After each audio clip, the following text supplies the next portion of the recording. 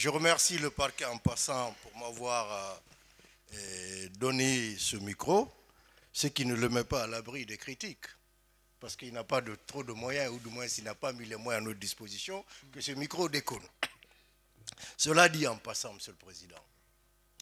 Donc, Monsieur le Président, vous avez suspendu lorsque je faisais mon intervention sur le point concernant l'équilibre pour lequel nous vous interpellons à maintenir de façon croissante entre le traitement que votre juridiction réserverait au parquet et le traitement qu'elle réserverait pour la défense que nous avons l'honneur, Monsieur le Président, de représenter. Nous avons certes, Monsieur le Président, le rôle le plus délicat à date. Nous sommes demandeurs à ce que votre Chambre sursoit à statuer dans ce dossier parce qu'elle n'est pas normalement saisie. Ou pour être crue, elle n'est même pas saisie. Pour quel motif, Monsieur le Président? Mes confrères ont relevé de façon assez technique, juridiquement parlant, des motifs pour lesquels ils vous demandent de surseoir à statuer en raison de l'intervention d'une question préjudicielle d'ordre judiciaire, comme je le disais tantôt. Cette question préjudicielle, Monsieur le Président, résulterait de quoi? Du fait que nous, de par notre analyse, nous avons estimé qu'à la suite de l'arrêt rendu par la Chambre spéciale de contrôle de l'instruction, qu'il y avait nécessairement matière à faire pourvoi. Donc, la Cour suprême, à date où on parle, il est constant qu'elle est saisie in rem, c'est-à-dire que tous les dossiers concernant cette affaire gérée à l'époque par la CRIEF se retrouveraient par l'entremise du greffe de la CRIEF à la Cour suprême, déposée sous pli, Monsieur le Président, l'IAC. Donc ce dossier, du jour au lendemain, va faire l'objet d'ouverture et de débat qui aura lieu entre le parquet et nous devant cette juridiction, Monsieur le Président. Et cela est une certitude, car c'est une procédure dont le déroulement est inéluctable. On ne peut pas nous empêcher de le faire. À vous, nous portons à votre connaissance que lorsque la Cour suprême est saisie de cette question, et que pour éviter les contrariétés de jugement, vous, en tant que chambre de jugement, êtes invité à se dessaisir pour l'instant, ou du moins à stopper l'examen de cette affaire pour laisser à la Cour suprême, qui est l'instance supérieure, comme son nom l'indique, la Cour suprême. C'est-à-dire qu'elle a le pouvoir, Monsieur le Président, d'influencer toutes les décisions que votre Chambre pourrait être amenée à prendre. Et à la fois, ces décisions engagent et produisent des effets sur toutes les parties de la même manière. Il n'appartient à personne, nul n'a le pouvoir, Monsieur le Président, de mettre un frein à cette démarche procédurale tout à fait normale, décrite par nos lois et règlements.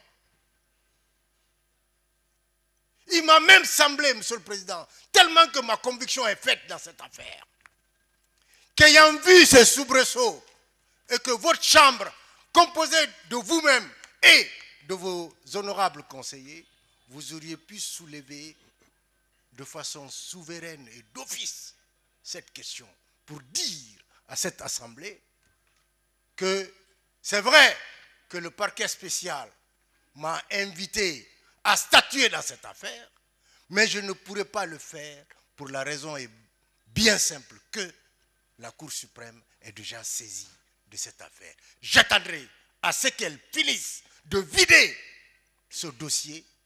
En ce moment, j'aviserai. Vous aviserez de par les diligences que les partis pourraient bien faire à votre niveau.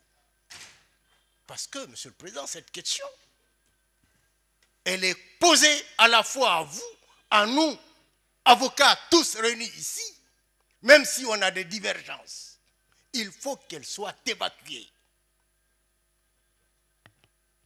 Il faut qu'elles soient évacuées afin que votre chambre puisse être saisie et qu'elle puisse examiner ce dossier en toute connaissance de cause. Monsieur le Président,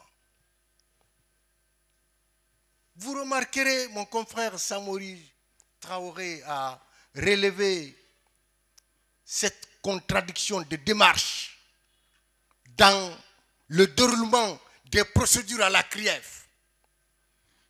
Nous sommes aujourd'hui au centre de ce débat pour vous interpeller, comme je le disais, à ce que vous puissiez maintenir l'équilibre procédural entre les parties. Dans un cas, c'est-à-dire pour ce qui est de la question de la détention de M. Mohamed Djani, le parquet s'est donné les moyens de droit issus de la loi portant sur la Cour suprême, de la loi portant sur la CRIEF, de la loi issue du Code de procédure pénale, pour dire que M. Djani, quoique bénéficiant d'un arrêt de mise en liberté provisoire assorti de cautionnement, M. Djani doit être maintenu en détention. Et voilà pourquoi aujourd'hui, M. le Président, M. Djani a été extrait de par les services du parquet, parce qu'il suppose que M. Djani ne doit pas pouvoir bénéficier de la liberté consacrée par une décision de justice, parce que tout simplement, cette décision fait l'objet d'attaques, d'un recours par lui exercé. C'est-à-dire, il demande à ce que l'arrêt de la Cour ou de la Chambre de contrôle, pour être précis, ne soit pas exécuté, parce qu'il a fait un pourvoi contre. Donc ce pourvoi est un recours exceptionnel, extraordinaire, qui s'impose et qui ne doit pas souffrir, Monsieur le Président, à ce que M. Nabé puisse bénéficier de cette liberté. Donc, il doit être maintenu en liberté. Ça, c'est d'une part, il vous l'impose. Sinon, notre client ici présent, Monsieur le Président, si toutefois le Rubicon est franchi, notre client, Monsieur le Président, doit pouvoir bénéficier de là où il est, d'une liberté totale et rentrer chez lui. Pour ce qui est de l'exécution sur le cautionnement, on avisera le parquet. Parce qu'un délai nous est donné à l'effet de nous exécuter à ce fait. Mais Monsieur le Président, vous n'allez jamais, me semble-t-il, Monsieur le Président, honorable conseiller, vous permettre, ou du moins accepter d'observer cette rupture de traitement, cette rupture d'égalité entre les parties.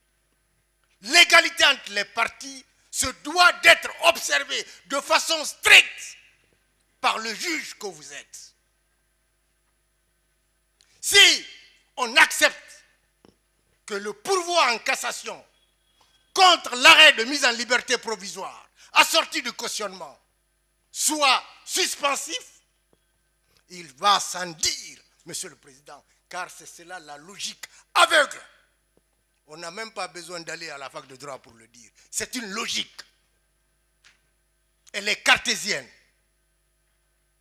Il va sans dire, Monsieur le Président, honorable conseiller, que le recours exercé au nom et pour le compte de Dr Mohamed Djani se doit d'être également suspensif et produire ses effets immédiats en raison du caractère organique de la loi portant sur la Cour suprême, l'institution judiciaire la plus élevée de notre pays.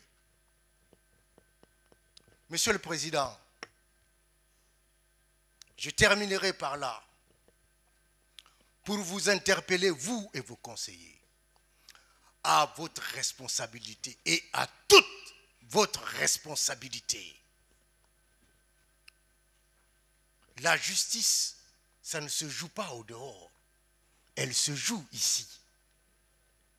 Et c'est le seul endroit où nous pouvons à la fois soumettre à votre sagacité des demandes, mais également, Monsieur le Président, eu égard à un certain nombre de circonstances indépendantes de notre volonté, que ces circonstances, Monsieur le Président, ne puissent pas pénétrer ce palais. C'est-à-dire qu'aucune influence extérieure ne doit jouer sur votre compréhension à la fois d'un dossier qui est soumis à votre examen, mais également, Monsieur le Président, qu'aucune influence ne puisse porter à votre sens de raisonnement. Ça, c'est une question de responsabilité. Notre justice, vous le savez autant que moi, est très décriée. Très décriée. Il faut que nous fassions ensemble, avocats et magistrats, que la responsabilité par nous, pour laquelle on a pris des engagements, soit aujourd'hui, Monsieur le Président, une réalité. Que lorsqu'un citoyen, quel que soit son statut, rentrerait dans un palais de justice, il doit être en confiance. Car la loi, Monsieur le Président, c'est la seule chose qui puisse unir une nation quand elle est observée et bien observée. Si tel n'est pas le cas, c'est la désunion, c'est la désorganisation. Je vous prierai, Monsieur le Président. Notre client est ici aujourd'hui présent. De par la force du parquet, mais force qui n'est pas fondée sur le droit. Force qui est fondée, Monsieur le Président, sur l'inobservation des règlements. Je pensais que le parquet, sachant que nous avons fait le pourvoi, parce qu'il a été porté à sa connaissance, procéduralement parlant, par exploit d'huissier, qui se serait ressaisi à l'effet de saisir votre chambre, à l'effet, Monsieur le Président, qu'on se passe de ces débats qui retardent l'examen de nombreux dossiers que vous avez sous vos yeux. Mais, Monsieur le Président, force est de constater qu'il y a la force sur cette procédure. Et la force, elle doit rester à la loi, elle ne doit pas rester sur la force d'une partie au procès. C'est pourquoi je dis qu'aucune partie ici présente dans cette salle, en raison de cette procédure, Monsieur le Président, ne doit bénéficier du moindre privilège. L'égalité entre nous se doit d'être de mise. L'ordre d'extraction qui a été établi aujourd'hui, il a été établi en toute illégalité, en inobservation du recours que nous avons fait, et pour lequel on interpelle votre juridiction à l'effet de se prononcer là-dessus, pour dire à nos adversaires de l'autre côté que il n'y a pas lieu à examiner ce dossier tant que la juridiction suprême ne s'est pas prononcée. J'ai fait appel à votre responsabilité, Monsieur le Président. Je pense que vous allez bien le prendre, car je connais un peu votre mode de fonctionnement. Que vous êtes animé d'un courage, de sagacité, mais également, Monsieur le Président, vous êtes pétri de justice. Et puisque c'est de la justice il s'agit, nous vous demandons de la dire. Et la dire voudrait dire que nous vous demandons en ce que notre recours exercé dans les délais légaux et dans les formes légales, eh bien, produise son effet suspensif dans cette audience. Et en le faisant, vous aurez rendu une bonne justice. Et je vous remercie, sous toute réserve. Merci, maître. Bon, avant de continuer, merci aux parties de produire les faits, tels que vous le faites d'ailleurs. Merci de vous obliger de recevoir de cette cour la restitution du droit.